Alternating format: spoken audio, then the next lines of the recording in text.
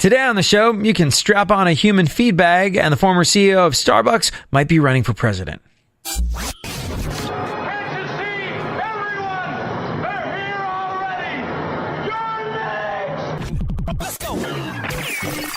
Welcome to the future, where the glass is half full and you'll need new glasses, where you'll be jumping from conclusions. The past is annulled, and a new future is born. Never before in history has so much meant so little to so many. AD on the radio. I'm really not sure at this point what's worse. I don't know what's worse. You tell me. Is it worse that a major company thought that people would actually want to strap a feed bag full of snacks to themselves? Yeah, that humans would want to strap on a feed bag. You know the old expression, come on over, strap on the feed bag. It's no longer just an expression. I don't know if a major company thinking that people would actually want to strap on a feed bag is worse, or is it worse that people are like, yep, we do want that. I think the worst part of the whole thing is that I'm one of those people that is more than a little interested. What are you talking about? Let me back up for a second. Now you and I can both strap on a feed bag. That super terrific big football game I'm not allowed to mention by name on the radio and remain employed is coming up. And right in time for that, the folks over at Reynolds Wrap just unveiled a new product called the Hunger Harness. Straight from the very bowels of human excess. This is called the Hunger Harness because F it, I give up didn't test well as a product name. But yeah, this is a thing. This is a thing that exists. It's a silver harness. And what you do is, there's pictures all over the internet. Do yourself a favor and check it out. See how far we as a species have fallen. But it's a silver harness that you wear on your chest. And on it, it's got the whole bunch of thermal insulated pockets. Now, these thermal insulated pockets that are on this harness that you strap onto your chest are for holding different snacks and for keeping them the appropriate temperature. I think the idea is if they're supposed to be warm, they're kept warm. If they're meant to be cold, they're kept cold. And it also has a little fold-out tray. It's got a little fold-out tray with a drink holder. So it's perfect. Perfect for the super terrific big football game I'm not allowed to mention by name on the radio. Perfect. They say it should hold enough snacks that you can, quote, go all 4 quarters plus the halftime show without taking a break.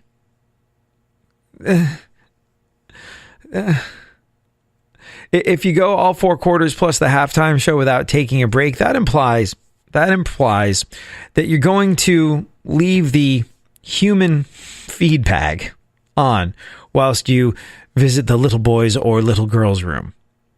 Because the idea is you don't have to take the whole thing off and miss any of the action. You can just constantly snack the whole time. And wouldn't that imply that you are visiting the necessarium whilst and at the same time holding a feed bag full of food? Now, I know the food might not actually come into contact with the areas of destruction in the bathroom, but just the idea of taking food into the bathroom at all.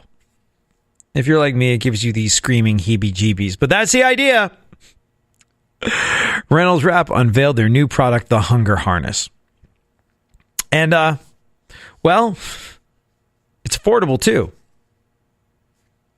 And this is another indicator of where we as a society have landed in 2019.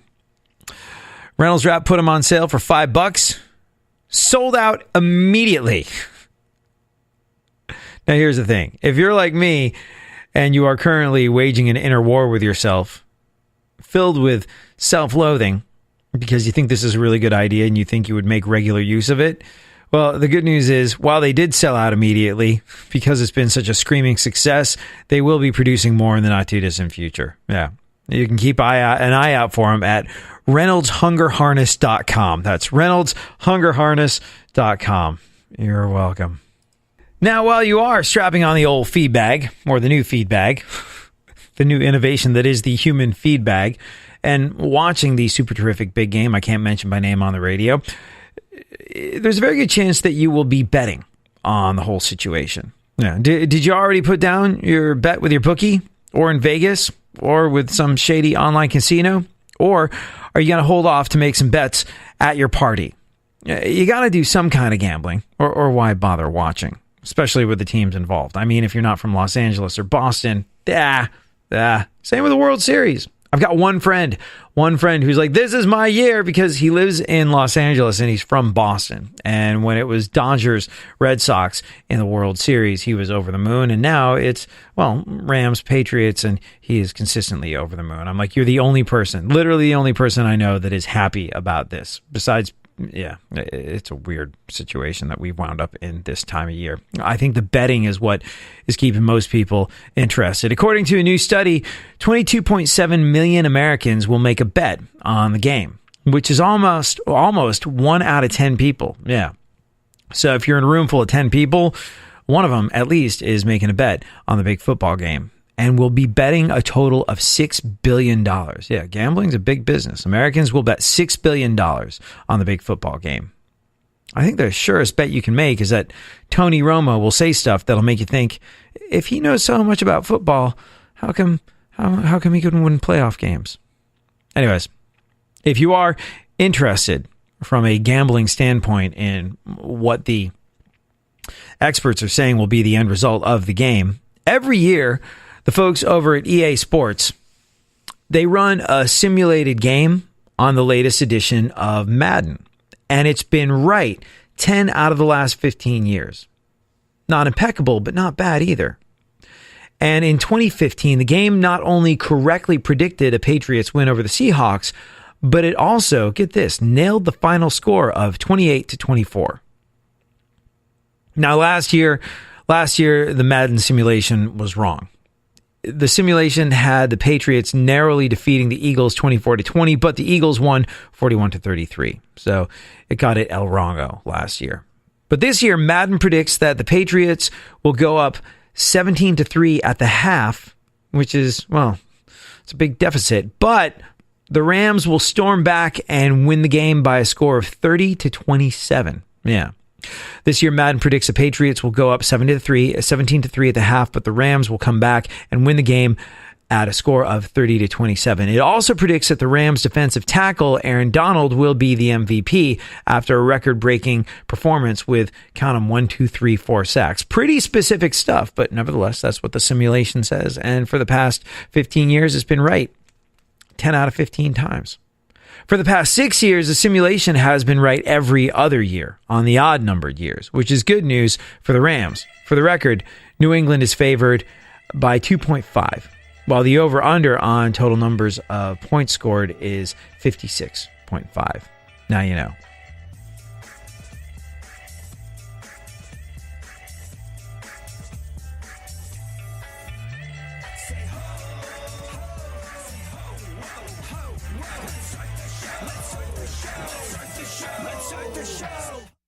Real radio. 104.1. Where the left and right come together for fundamental truths. AD on the radio, on Twitter at ADSXE.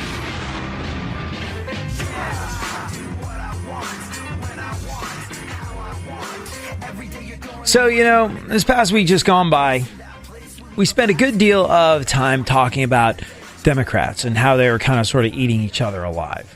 And, we talked about the fact that Beto O'Rourke was, he went from being the darling of the Democratic Party, the great white hope for a presidential run in 2020. The moment he lost to Ted Cruz, everyone was like, good, he can be president in 2020, good. Yep, good. Glad he lost. And then Beto sort of went on this sort of, this soul-searching trip, tried to figure out what he was going to do with his life, collect his non-thoughts. He Instagrammed part of a dental procedure, and, there was a journalist over at CNN, and I can't remember her name, but she went after him hard, and it seemed to be the turning point at which Beto stopped being the hero of the left. She said he was entirely too white, entirely too male, and entirely too privileged to be a viable candidate in 2020. She said that he went off on what she called an excellent adventure, that this sort of soul-searching nonsense would never be permitted if the person who lost an election to Ted Cruz was a female or of color, and therefore it was just Beto exercising his white privilege. He was too white, he was too male, he was too privileged, he was too wishy-washy to be an effective leader. He did not speak to anyone other than overprivileged white males, and therefore he was no longer the golden child of the Democratic Party. Democrats ripped apart Beto, so that was a bit of a turning point. And then, left, right, and center, everyone from the top to the bottom, all the way up to Joe Biden, the man that was sort of in part responsible for the idea of the Affordable Care Act, Obamacare, was tearing that down, saying, no, that's no good. It became sort of like the linchpin around the early rumblings of presidential runs in 2020. People on the left and the right are going to be going after the Affordable Care Act. And I suppose that because the Affordable Care Act still has a lot of unanswered questions to it, Democrats are now saying, no, we got to have single payer. We've got to have essentially Medicare for all. The Affordable Care Act is too difficult to understand. It's too confusing. It's too scary. And, well, there's too many people that are still without coverage. Therefore, it's no good. So Joe Biden, part of the team that helped install the Affordable Care Act, was going after it. So there's all these sort of like interesting civil wars and culture wars happening within the Democratic Party. And we spent a good amount of time talking about those this past week just gone by. And in fairness, and all things being equal, and us not being a bunch of side takers around here, us just being people that sort of observe and point out and make ourselves aware of these situations, I think it's also worth checking out an interesting area where the right is beginning to eat itself too. And it's weird. We've talked about this on the show at length. But the right has this weird relationship with the religious right and religious zealotry and the fear-mongering that comes along part and parcel with a lot of the religious right. Now, there's a lot of people that are too smart to fall for this kind of baloney. A lot of people on the left, a lot of people on the right that are too smart to fall for this kind of baloney. But it's a sort of scaremongering and small-minded thinking that gets the right just enough mileage in some cases where they're not willing to completely abandon it. These culture war social issues. But more and more, and thankfully because this is common sense at work, more and more these culture war social issues, these are becoming the places where the right loses people. And if you listen on 950 AM KPRC, Houston's more stimulating talk radio, the station in Houston that carries this show, you might remember this story. We talked about it a little bit about a week ago.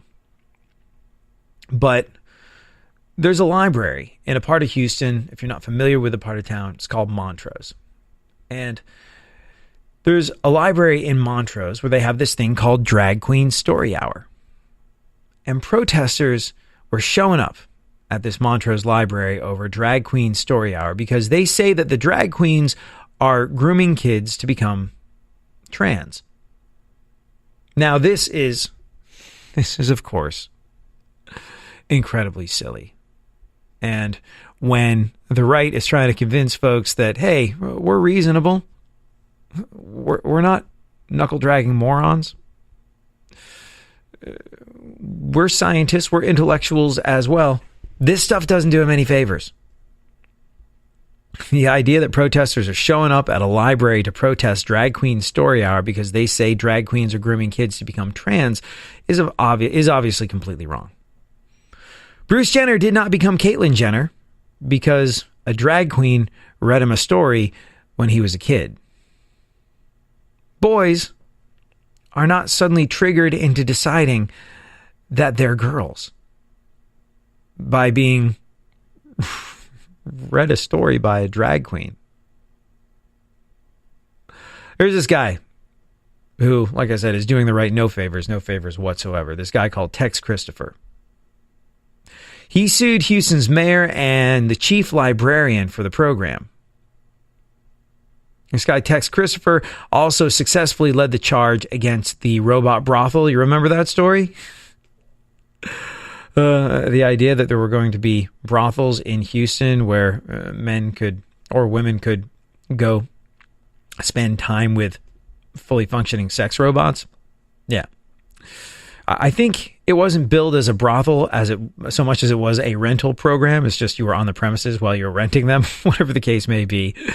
This guy, Tex Christopher, seems to have a lot of time on his hands because in addition to protesting the robot brothel, he was also protesting Drag Queen Story Hour.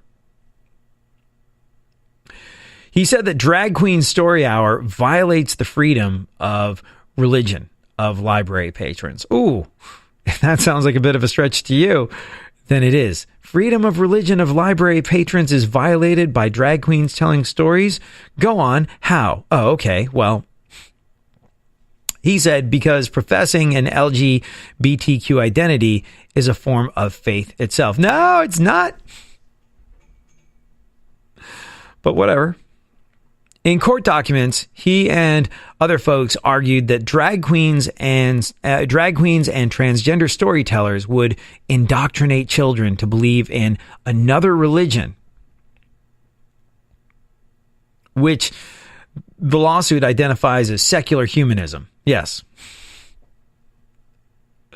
It gets more and more tenuous by the moment.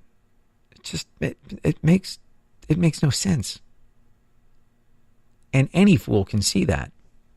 But yeah, in the lawsuit, he said that transgender storytellers and drag queen storytellers would indoctrinate children to believe in another religion, specifically secular humanism. And he said that ultimately, drag queens would groom children to become transgender. No, it just doesn't work like that. As we said earlier, Bruce Jenner did not become Caitlyn Jenner because Bruce Jenner was read a story by a drag queen as a 7-year-old kid. Back in October, a federal judge in Houston rejected Christopher's request for an injunction to halt story time, saying there is no basis to support the request. So, there you go. The left is tearing each other down, saying that their former hero, Beto O'Rourke, is entirely too white, too male, and too privileged to represent them. And, well, the right are going after each other in a senseless display of suggesting that stories being read to kids by drag queens will result in secular humanism. Morons.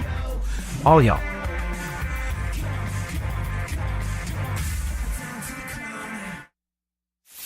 For more stimulation and less irritation, 9 out of 10 doctors choose KPRC AM 950, Houston's more stimulating talk radio. Don't get the blues, get all the news. We mean all of you guys out there in Radioland. All aboard! He's back. AD on the radio. Give it up, yeah. Give it up, yeah. Bring this on, come on, come on.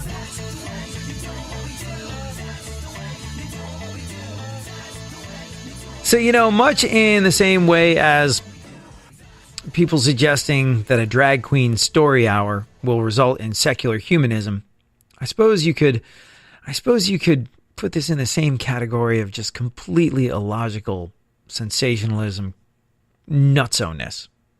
And you know what? It being 2019, that makes it a perfect part of our political process. How exactly is it going to hurt the former CEO of Starbucks that people are calling for a boycott of Starbucks if their former CEO runs for president?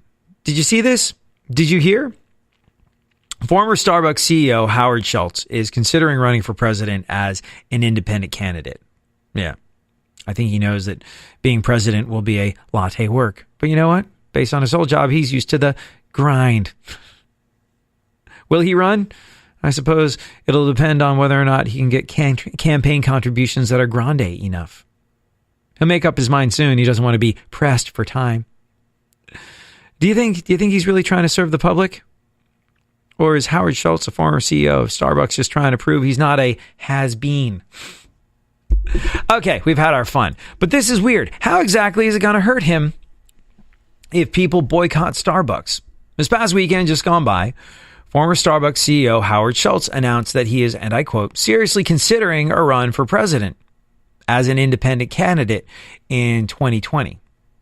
Schultz has a new book. It's called From the Ground Up, A Journey to Reimagine the Promise of America. So he's out there. He's making the rounds. Now, he is hawking a book, and a great way to hawk a book is to say that you're considering a run for some kind of office. So he's swinging for the fences on this one, saying, I'm considering a run for president. Buy my book. Find out what that might be like. So is it just the fact that he's on a book tour, or is he seriously considering taking a stab at being leader of the free world? Whatever the case may be, if Howard Schultz is really going to run, if he's not trying to prove that he's just a has-been, he's certainly positioning himself as, well, someone who's, how did the New York Times put it? Fiscally hawkish, I think they said. When he was talking to this crowd, he was talking about the idea of health care for all, Medicare for all, single payer system that I think is being touted by a lot of Democrats. Now, he is running, he said, as an independent, but he told the crowd that health care for all, college for all, and everything for all that is unaffordable, especially with $21 trillion in national debt, is not a thing. Not a thing that we should be entertaining, not a thing that we can do, not a thing that would happen on his watch. Now, a lot of folks on the left are all for healthcare for all. A lot of folks are all for education for all. A lot of sort of, I guess you could call them socialist ideas. Things that are in practice in many parts of the world. A lot of people on the left are saying, oh, hold on, the Starbucks guy says if he runs for president, we're not all going to have health care. There won't be universal health care. Well, then, we'll show him. We'll fix his wagon. In response to Schultz's flirtation with the presidential candidacy, many on the left are suggesting that we boycott Starbucks until he says he will not run for president. Do you see where the logic sort of falls down on this one? He's not running Starbucks anymore. He doesn't have a vested financial interest in Starbucks at the moment. He's doing his own thing. He's hawking books. He's talking about him being leader of the free world. And there's this idea that's really catching fire that suggests boycotting Starbucks until he calls off his presidential attempts. This person called Neera Tanden, she's the president of the Liberal Center for American Progress, and she said that she would start a boycott against Starbucks because Schultz's run will help Trump win. I guess there's that. I guess you could argue that if you are going after Trump, there could be enough taken away from any kind of opposition by an independent candidate that could help Trump coast to another victory. But at the same time, the logic is not really one that's all that easy to follow because you're talking about boycotting Starbucks. You're not exactly hitting him where he lives. Anymore, anyway. The folks over at Think Progress, a guy called Ian Millhiser over there, is demanding a boycott of Starbucks by Move On, the Democratic National Committee unions, and other Democrat campaigns, saying, boycott Starbucks. Boycott this coffee shop that he's no longer professionally associated with. Boycott Starbucks, the company he used to lead, to force him to drop his bid now. Maybe I'm missing something. Maybe there's something glaringly obvious staring me in the face. But to me, this just speaks to our desire as a nation to stamp our feet Somehow we feel like being offended, showing outrage, makes us a person of weight and significance that people are going to pay attention to. I don't know exactly what it is. Maybe it's this culture of dopamine hits given to us by internet clicks that forces us to do things like scream and yell and do things that are of little relation to logic to get attention, to make us feel better. I don't know. You might very well have a problem with Howard Schultz running for president. You might not like the idea that he was a big no on a lot of the socialized ideas of education and medicine that a lot of people are all about at the moment. You might not like the idea that he could take away enough steam from a Democratic candidate as an independent to make it easier for Trump to win. All of these things are valid. What is not valid is that the way you're going to get him to stop his campaign is by boycotting a company that he doesn't even run anymore. Probably makes him look pretty good if Starbucks doesn't do so well after he exits. Oh yeah. I was a genius. I gave them all my wisdom. Now I'm gone. Look at them. Floundering. People boycotting them left, right, and center. Yeah. Anyways, it's weird. You know who a boycott would affect, if at all? All these folks that, well, people who are talking about boycotting claim they want to help. You boycott Starbucks, you're sticking it to who? The people that work for Starbucks, not their former CEO. But I guess that doesn't matter, because it's more important to scream and yell and stamp your feet in an effort to be heard. You and I have talked about this time and time again on the show. People want to talk about taking on these massive giants of industry. People want to take on the machine. And I'm not saying that you can't take on the machine. I'm not saying that you can't stand up to titans of industry. I'm not saying that you as a consumer or you as a citizen or you as a voter don't have the power to do all of these things.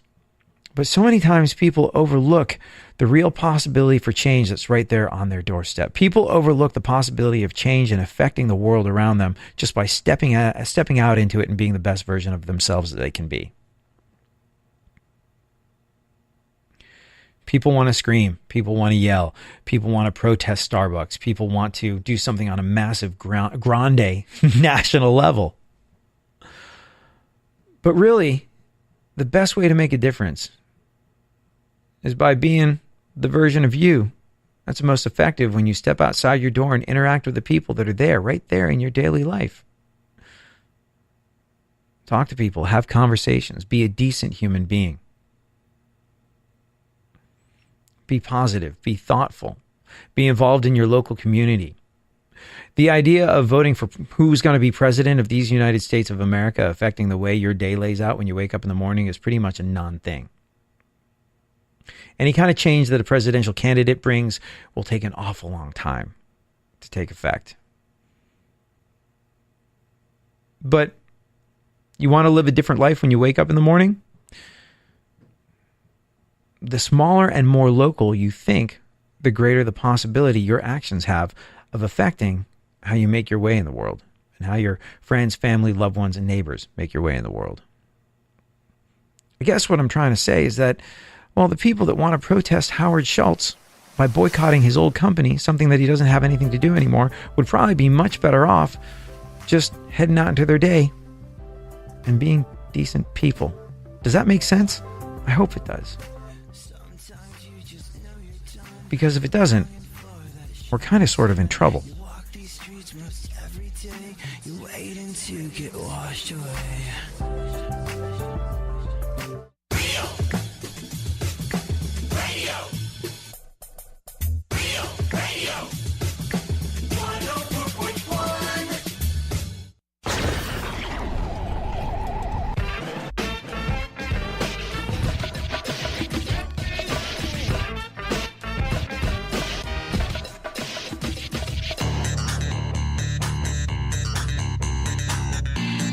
Now, more AD on the radio.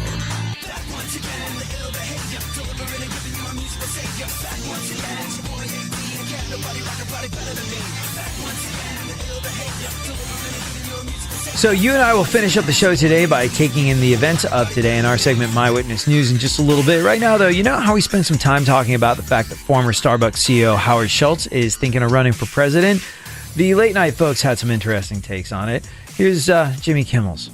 For more than 20 years, Howard Schultz built Starbucks into one of the most successful businesses on the planet and helped billions of customers start their days off right. In troubled times, Howard Schultz knows what Americans want. That's why, if elected, President Schultz will allow every American to use the White House bathroom.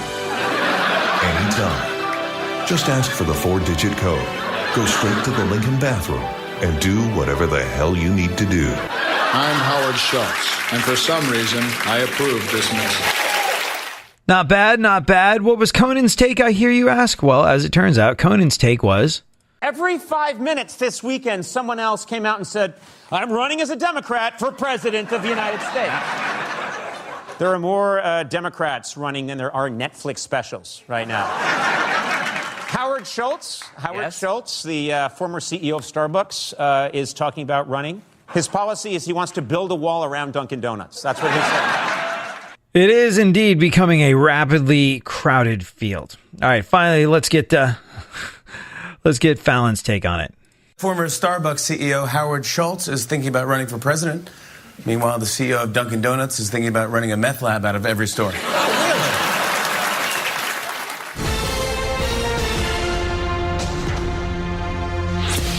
You know, it is interesting. In the past, I would have told you I love the idea of an independent candidate that could make some noise, an independent candidate that could actually sort of chip away at the calcified remains of the two-party system. But more and more in these situations, and this is where we're headed in the wrong direction, I think, more and more in these situations, it's becoming a binary choice. It's not so much about, is this right for us? As opposed to, oh God, I don't want that. It was that way with Hillary Clinton. It was that way with Donald Trump. People felt as though they were voting defensively. Can't possibly have that. That will signal the end of the world, whatever that was to you as a voter. A lot of people thought Donald Trump meant the end of the world. A lot of people thought Hillary Clinton meant the end of the world.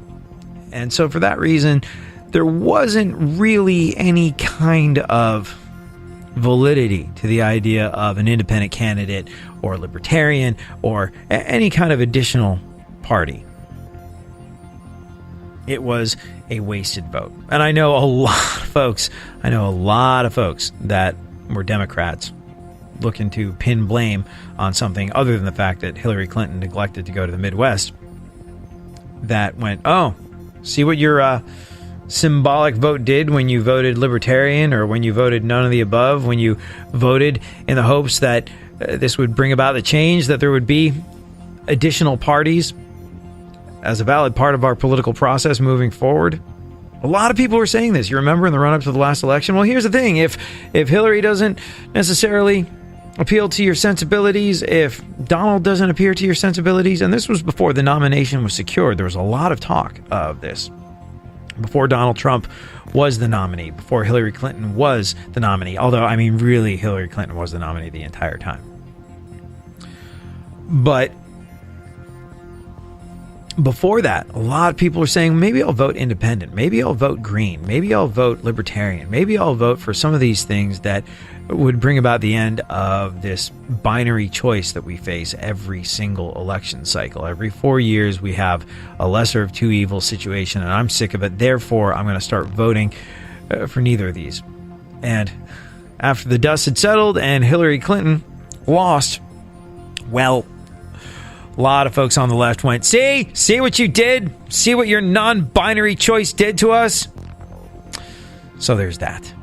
Anyways, let's get into the news, shall we? This is literally This is literally my nightmare. A woman in Brisbane, Australia was in the middle of going to the bathroom this past week just gone by and got bitten by a 5-foot python hiding in her toilet. I am so mortified of snakes. I have a genuine phobia of them.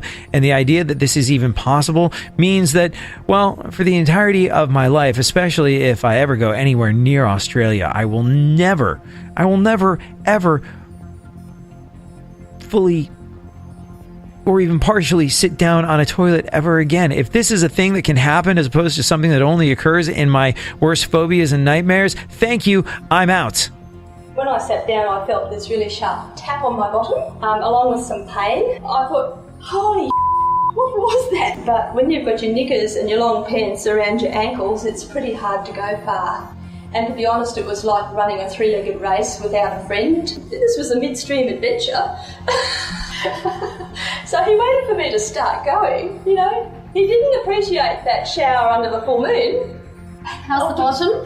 It's all healed. Yes. It's wonderful. I can't praise her enough for how she handled the entire situation.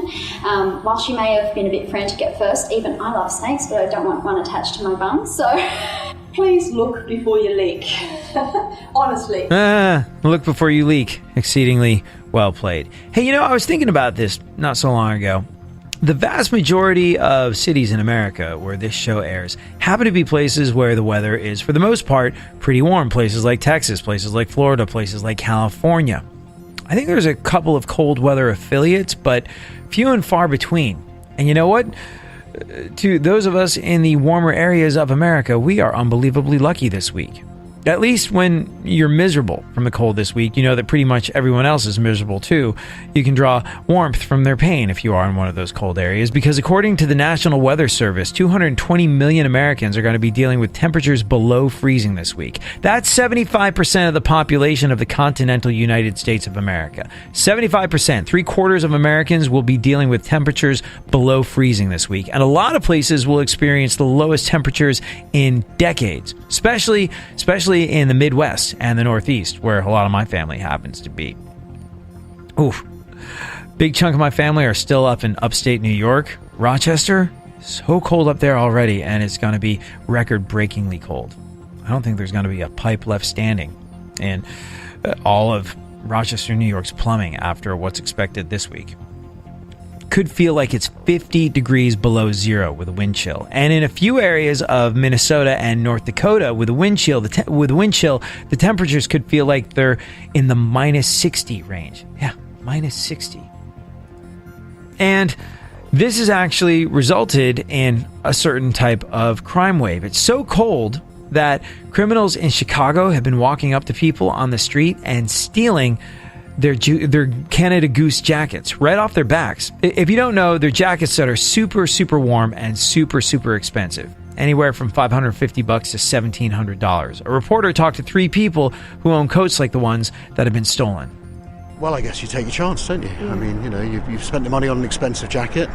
I guess you're inevitably going to be a target. Oh my gosh, that's so scary. I can't even imagine. I actually was just shopping and I was looking for a coat that was a little less expensive, so just in case something like that was going to happen. So it's disappointing that I saved up a lot of money to get this coat and now I'm not even able to enjoy it. If you are one of the people that listens in a city like Orlando or Houston or San Diego or Riverside or any of the places where there's weather that's a bit on the warmer side that isn't dealing with that, let's get a little piece of perspective on that one.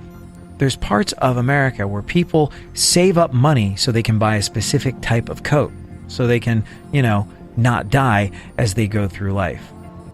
Stay warm, my friend. Stay warm. I'll be back tomorrow. We'll do it all over again.